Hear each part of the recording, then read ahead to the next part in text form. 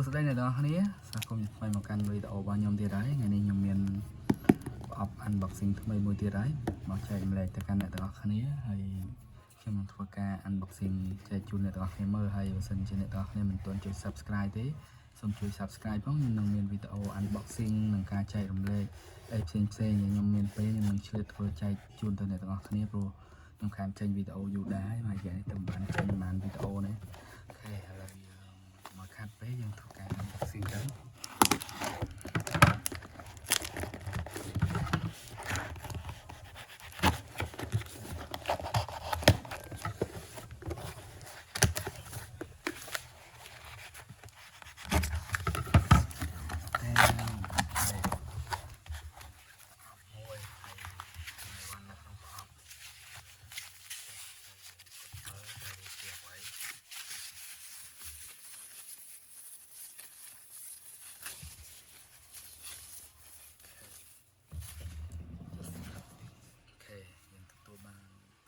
ទៅរឿងនេះដែរថ្ងៃនេះ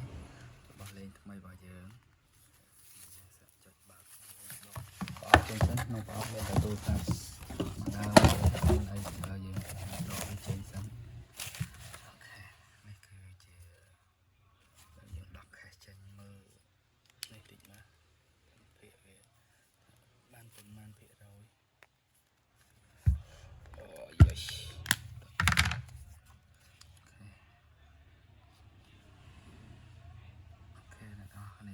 តួវាបាន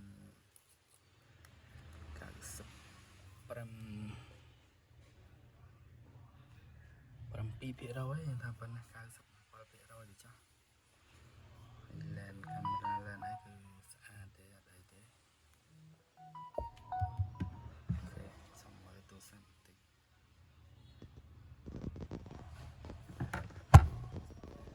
អូខេអញ្ចឹងតួយើងថា97ចាស់ខេស៊ីតិចអ្នកនរគ្នាឥឡូវយើងចុចបើកមើលថាមានថ្មអត់អូខេចែកឥឡូវយើងចាំមើលអីយើងអាចទទួលយកបានភាគប៉ុណ្ណេះព្រោះខ្មៅក្រឹបឡែនកាមេរ៉ាអីដូចជាអត់បញ្ហាអីទេស្អាតអីទេអូខេឥឡូវយើងបើកចេញហើយ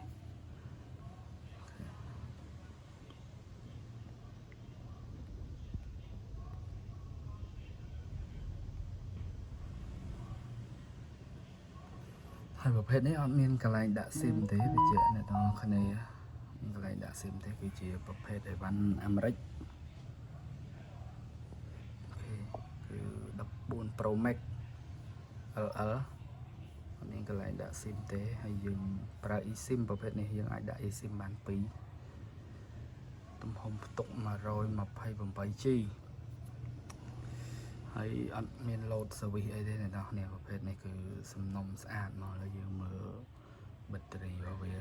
បានប្រមាណភាគរយអូបាត់រីយើងនៅខ្ពស់គ្រាន់បើគឺ 85% អញ្ចឹងវាចេញកាលពីឆ្នាំ2022មកដល់ឥឡូវគឺវាថ្មនៅប៉ុណ្ណឹងគឺល្អហើយនេះអត់មានបុកអត់មានអីទេអ្នកនរគ្នាថ្មនេះគឺសំណុំស៊ីនហ្មងកាមេរ៉ាស្អាតជ័យញ៉ាញ់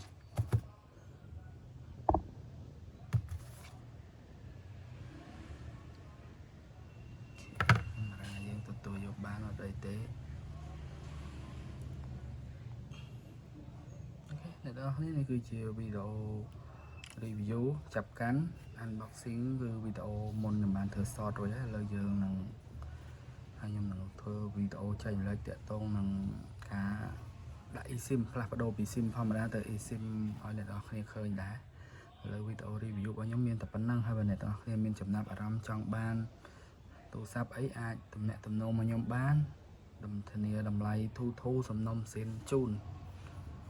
មិនឲ្យថ្លៃលើហាងឆេងទេហើយក៏អាចនឹងក្រោមហាងឆេងក៏ថាបានដែរ